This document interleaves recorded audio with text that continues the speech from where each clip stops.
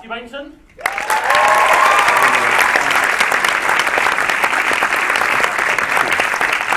And Ben Wilburn.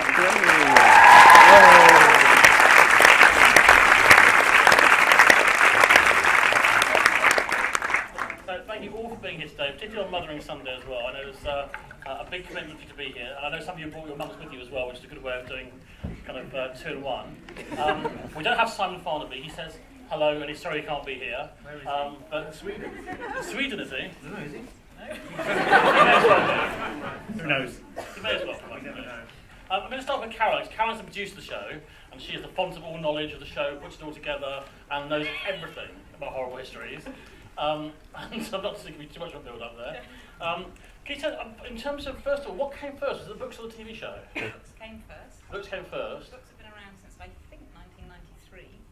And I was asked by Lion Television if I would make them into a TV show. So Dominic Brigstock, who's the director, and I sat down in an office for 3 months and looked at them and thought, how are we going to make this into a TV show? And came up with the idea of sort of mixing historical sketches and modern formats and those sorts of things, and we wrote a big document that said this is what we want it to be like, and it's like we wrote down, only about 100 times better. Thanks to everybody who works on the show. So yeah. Obviously, you know, it's been made for CBBC, who are fantastic and fund a lot of kids shows, but they haven't got, in terms of, you know, sort of big budget you might have. You say if you're in America, you'd be working on millions in your budget. I know it's a tight budget, but I mean, as we just shown by showing it on the big screen here, I mean, it looks amazing, doesn't it? Yeah, that's thanks to we shoot it on HD now, but it looks like that because the people who do all our post-production things just put so much work into it. It isn't a big budget, but everybody does what I think they say on the X Factor, gives it 150%, and everybody really loves it, and so there's a huge amount of love that goes into that. It's worth a lot more than the budget suggests, but you know, CBBC are really, I think the great thing about doing it for CBBC is that they give you the money and then they say, right, make the best show for the audience, and they don't really stick their noses in too much. And what that means is that everybody who works on the show feels that they can make their contribution, and therefore everyone feels like they own a bit of it. And I think that really helps to make a show that's, you know, that there's a lot of love in. In terms of all the kind of the costumes and the makeup, there's an awful lot of people involved behind the scenes who are making this happen. Yeah. And that isn't cheap either in terms of, I mean, are you borrowing costumes or making costumes?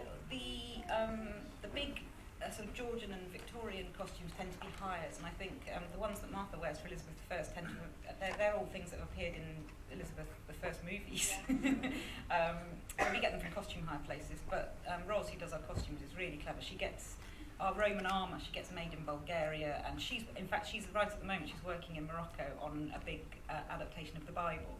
So she does a lot of work doing things like that, and she knows where to get shoes made and you know, authentic costumes made. So they're really clever. I don't really quite know how they do it. It's a little bit of magic that goes on in their van. And Martha was saying before, one of the joys of playing this first for you is that you actually don't need any makeup at all. I mean, Martha, can you tell us about being made up for Elizabeth first? Yeah, I can. It takes about 3 hours to do. Sort of, they put like latex on your face to make your pock marks and fidgets, and then paint over like white makeup and the wig and everything. Everything takes about 3 hours. But the longest I've had is 4 hours for Queen Victoria, which will be later in the series. So it's a big neck and hideous other bits and pieces that they stick on me. But yeah, it's about 3 hours for Elizabeth. One thing that's interesting about meeting you all is that we're so used to seeing you on screen in so many different guises that actually to see you as you are is quite different in some respects. And, you know, in terms of when you all came to the show, I know some of you do bits of writing, and I mean you're all very involved in the whole production, aren't you? We at different stages, but Larry does a lot of writing for the show. I came to the show initially as a writer, and then if you hang around enough, and if you look silly enough in a beard, they'll say, "Can you stand in front of the camera and look silly with a beard?" And you go. Larry wrote the Bob reports, and at the end, we were filming it right at the end of the first series, and I just looked at him and I just said, I can't ask anyone to learn these, they're all knackered. And I said, right, Larry, you've written them, that's what happens to him. He writes things like, there is a man covered in poo, and I go, right, well, you've written it, so... He started writing, there is a man, brackets, who looks nothing like Lawrence Rickard. It doesn't work. Yeah, they don't pay any attention. It's true about that if you hang around long enough, you'll be in the show. Every runner, every crew member, everyone who's been anywhere near that studio has been. Even the cameraman this year. I noticed our camera assistants made the credit sequence, so kudos. One of the things about the show definitely is it's not a show that you want to be eating when you're watching, as I found to my kind of disquiet last week. I mean, there is a lot of poo and vomit and wee and other stuff in it. And Which ironically is usually food. is it? Yeah. That was one of the last thing. Can you kind of reassure us you're not using the real thing? The poo is mostly Mars bar, isn't it? Snickers. Yeah. So it's food. It's all right. Yeah, it's alright. It could be worse. Yeah. You just need to make sure you don't get them mixed up, I guess. Absolutely, yeah. You realise pretty quickly. Yeah. I mean, without wanting to go into too much detail, I mean, Cammy, you said like the poos are often sort of Mars and Snickers. I mean, what are the other things that kind of train the... They use kind of gelatin and soup for sick. Vegetable soup, cold vegetable. Sounds good. That's bad. Cold vegetable soup. Which actually makes you feel sick. Yeah, as it well. does. It's horrible. And I guess particularly, I mean, I don't know how quickly the program is shooting, but I guess if you're doing a scene with a vomit scene and it's been shot several times, that was probably not the nicest scene to shoot. Yeah. Well, we did a scene in series 2, was it? Yeah. 3? Two. Where Larry got vomited on my cow. So Training those cows. freezing cold on top of a hill. The boat we have, we film it on top of a hill, so there's no horizon, so we can see. And you were covered in sick all morning, weren't you? Yeah, repeatedly. And every time they think, oh, we've got it now, they go, actually, we could do with another angle. Yeah. And they bring on another You didn't bucket even of write sick. that one. Yeah. No, I know. Yeah. I don't know what happened. And then we had to go, because we were on the hill in the middle of nowhere on a farm, they said there is a shower, but you have to sort of go to the farmhouse and ask the lady. With my own eye, isn't it? Yeah, yeah. Who thankfully said yes. Yeah. Caroline, when the sketches have been written, or even after they've been filmed, is there a point where there is somebody who will say, actually, no, you have pushed it too far, or this needs to be cut? Yeah. No. Yeah, she's here.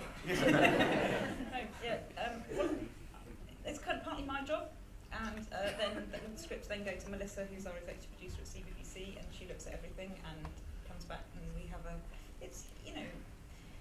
it's a line you've got to, there's a balance between telling the truth about what happened in history. A lot of those things are things that CBBC doesn't normally talk about, or doesn't normally make jokes about, because in most contexts it's not funny, but because we're trying to tell historical fact, we try and find the right side of the line to be on, to tell it in a way that that gets the story across but is still acceptable viewing.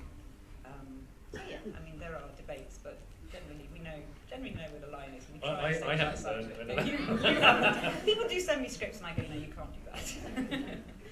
And in terms of deciding who's going to play which characters, I mean, having done 4 seasons, is it the point now where you just know, well, is that kind of character that's going to be Jim, or how does that kind of work out? The brilliant thing about the cast is that one of the most fun things is just going, you have an automatic, well, that would probably be that person, that one. But it's really good fun casting against type, because what's great about the cast is they can play anything. And actually, sometimes to cast in an unexpected way is what makes the sketches feel really fresh. So, we try and mix it up. When you all get the scripts, does it say this is who's going to play what, or do you get the chance to kind of pitch in for who you want to be? No, we get, it is all cast separately when we have a read-through rehearsal, but you do get sketch jealousy. Because you look at something and go, oh, I'd love to have that. And then it doesn't pull you away. But that's just, there are hundreds of sketches. So. Well, that's why things like that It works out, are so much fun, because you go, right, that's a lot of idiots together getting to be equally stupid. So A lot of it's to do with the scheduling. I mean, just how we film it. It literally is. I remember Matt saying to me, he was wondering how we did it, and I just said, well, you were in that sketch, and then you couldn't be in the next sketch because we couldn't get you changed in time. That's literally why you're not in that sketch. So a lot of it's that, yeah. And are you kind of doing a whole like Viking in one block and then Victorians in another block? Is that how it works? Or? It's more about the locations. Locations, yeah. That determines kind of what we film. So if it's a location that can Greek Week. That's all I'm saying. It's called Greek Week. It happens every year. We're in loincloths, it's freezing. We've got whole body tan.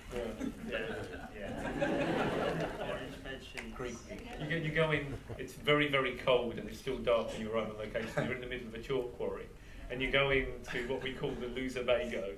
And your costume is so small, it hasn't got a hanger, it's got a peg. And then you know it's penguin. A tiny thong. Yeah. So, great, brilliant. Yeah. Brilliant. One thing that's very unusual about the show, particularly from a sort of CBBC perspective, is that actually you kind of made that breakthrough, both in terms of winning awards and the kind of like, you know, you won like a BAFTA award outside the BAFTA Children's Awards, you've already won stuff, and you've also had this opportunity recently where you were in like Sunday kind of tea time television on BBC One with Stephen Fry kind of linking. How did that come about, and then that kind of that breakthrough? I always said I wanted to make a show that people would say was too good for children, because I think that's what children's television should be. It should be like really high quality television, and so what we did was we just got together all the people that we knew were really good at their jobs and persuaded them to do it on a slightly smaller budget, and then we got some really good scripts. In fact, the first script you ever wrote that we used for the auditions, which when Matt came in and read it, we said, oh, let's hire Matt, and it's in this series. Yeah. In fact, I think it might even be in episode 2. It's the train guard sketch. I think it's in the second. I think it's in the second episode, and we got some really, really good material. And then because we had great sketches, we sent them out, and loads of really good actors came back and said, oh, I want to be in it.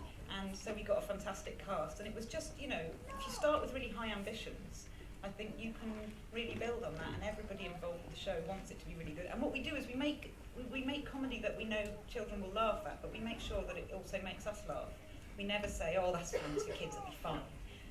It has to be funny as well. Cause you had to, I mean, you know, the League of Gentlemen, that's a stamp of proof, wasn't it? Yeah, that was amazing. and then, I mean, you've got Chris Addison coming up. He's in episode 2 as well, yeah, you'll see him in episode 2. He tweeted about how much he liked the show, so I just tweeted him and said, do you want to be in it? And he went, yeah.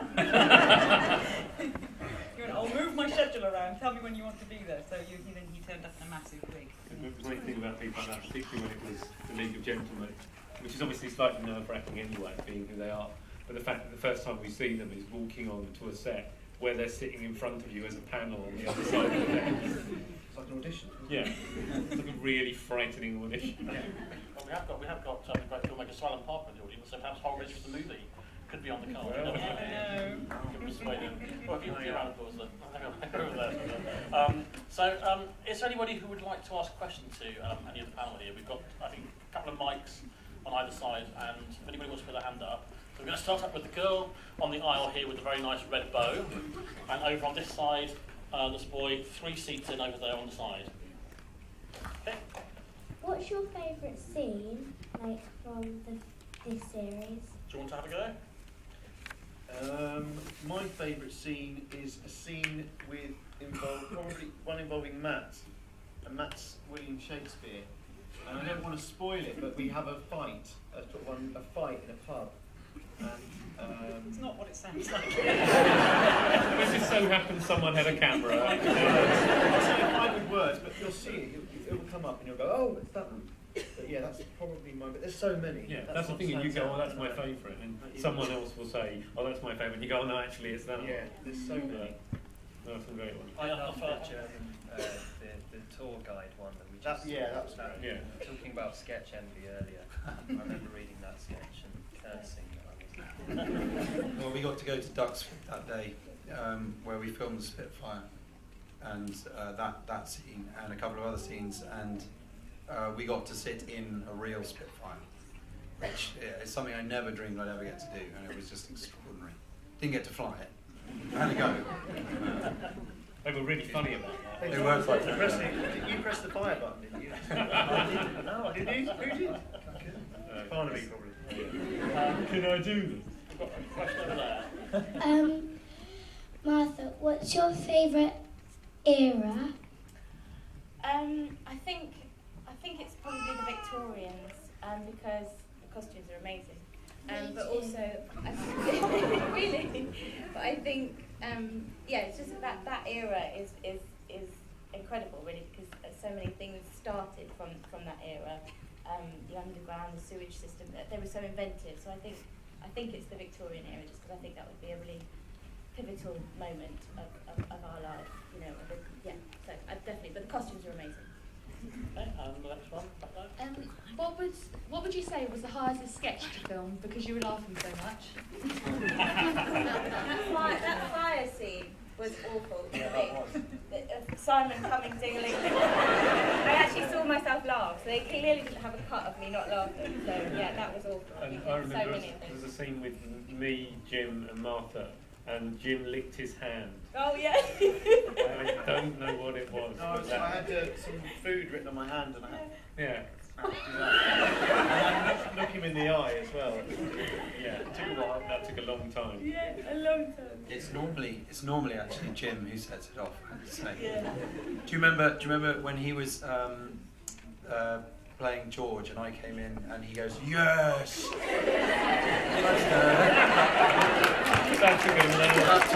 That took a long time because he didn't tell me he was going to do that. So I came in all sort of serious, I play this really serious, and then he was just like, Yeah. what can you do? What can you do? He's naughty. Very naughty. Do you film some of the scenes in Children Open Air Museum?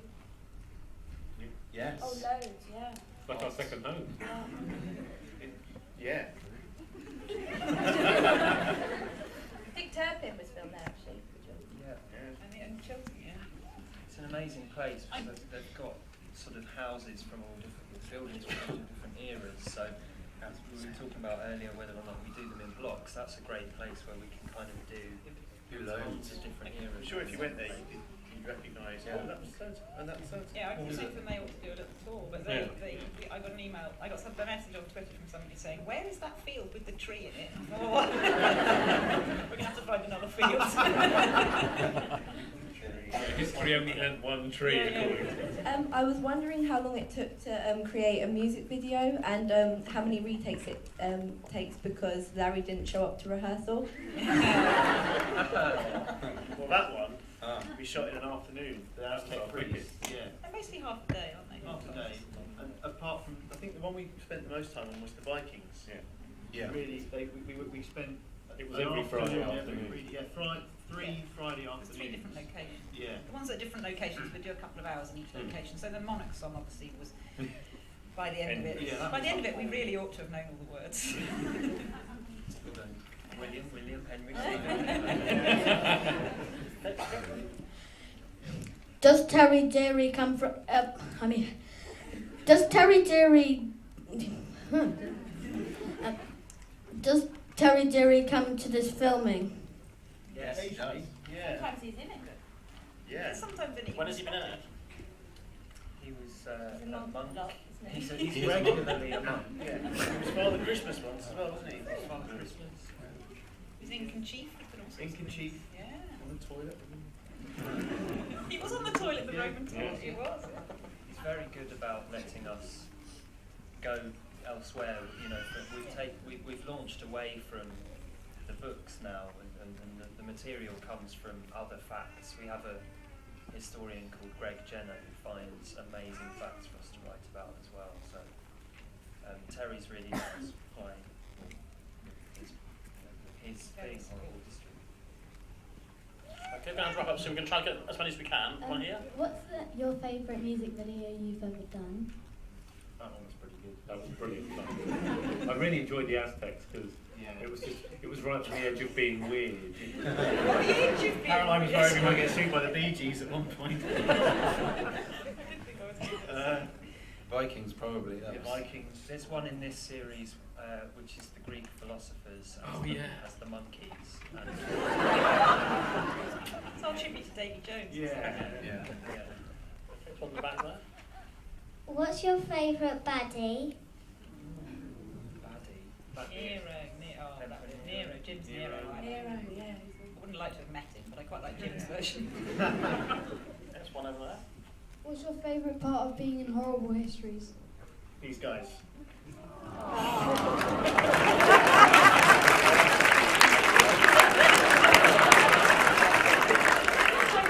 watched the other big group hug there. I stopped it, which is good.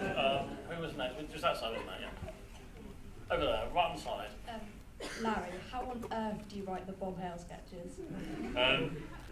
I lock myself in a dark room for about a week, and I come out with about 17 pages of material, which I then send to Greg, who's our sort of history advisor, to look over it, see if there's any factual inaccuracies, and then he has a little heart attack, and then he sends me an email, and after that process repeating for about 2 years, we get 3 minutes, and then we send it to Caroline, who says it's all wrong, and then we fix that, and then it's all done by the filming. Yeah. Is that? That's right. Pretty much. Yeah. Okay, it's well there, yep. What was the worst outfit you ever had to wear? If you're not wearing it now. Not like anybody. Anybody? I had a particularly tight dress one year, yeah, and I couldn't breathe, and they had to put me in this corset, and it was after lunch, so obviously, and I'd eaten bread, so, they had to put me in this corset, but they had to really put me in the corset in order to fit into the dress, and I literally had like a panic attack, I couldn't breathe. But I still had to go and film the scene. You're such a I breathed trooper. for a bit, but then we've got to get back in, so yeah, I had to go and do the scene, but it was so tight. The dresses are tiny. So yeah, but the corset obviously is quite uncomfortable. My worst, I had a character this series who's supposed to be naked.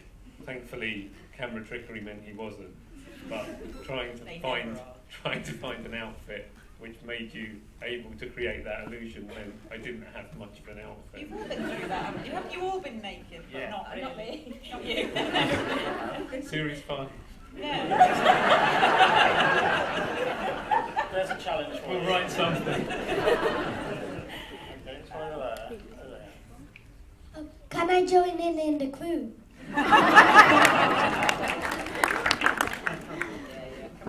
You sent your CV in Yeah.